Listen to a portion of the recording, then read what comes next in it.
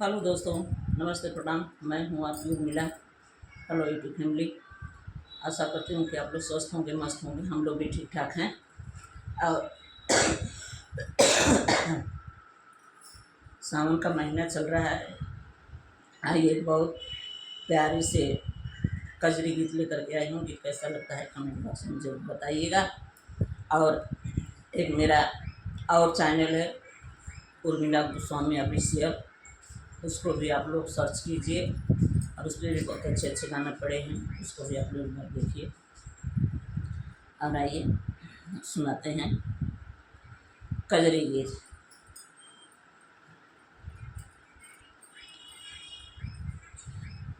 जब जाइला हम बाजार पिया, टोकेला सोनार पिया ना।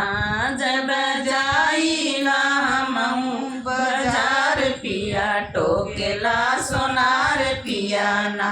जब जाइला हम बाजार पिया, टोकेला सोनार पिया ना।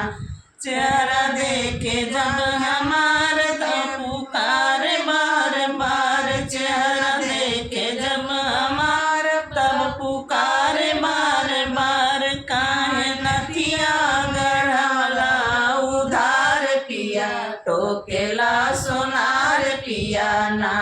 काहे नथिया गढ़ला उधार पिया, टोकेला सोनार पिया ना।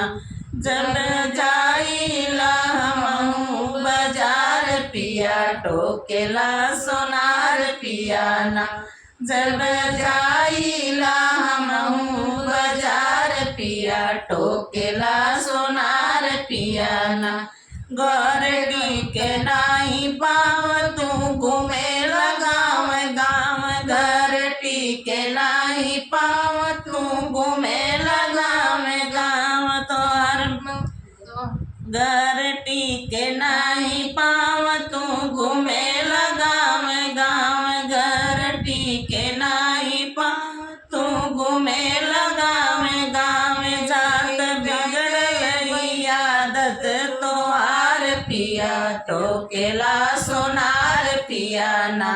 जात आदत ही बिगड़ल तोहार पिया, टोकेला सोनार पिया ना। जब जाइला हम बाजार पिया, टोकेला सोनार पिया ना। जब जाइला हम बाजार पिया, टोकेला सोनार पिया ना। मन कहना हमार जाके अजुए बाजार, मन कहना हमार जाके अजुए बाजार। देख रुपया चुकावा उधार पिया, टोकेला सोनार पिया ना।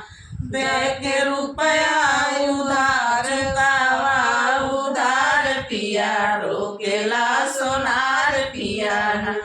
जब जाइला हम बाजार पिया, टोकेला सोनार पिया ना।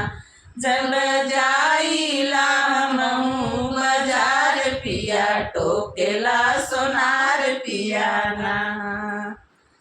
तो गाइस, कजरी गीत कैसी लगी कमेंट बॉक्स में ज़रूर बताइएगा। एक छोटा सा कमेंट करना न भूलिए आप लोग।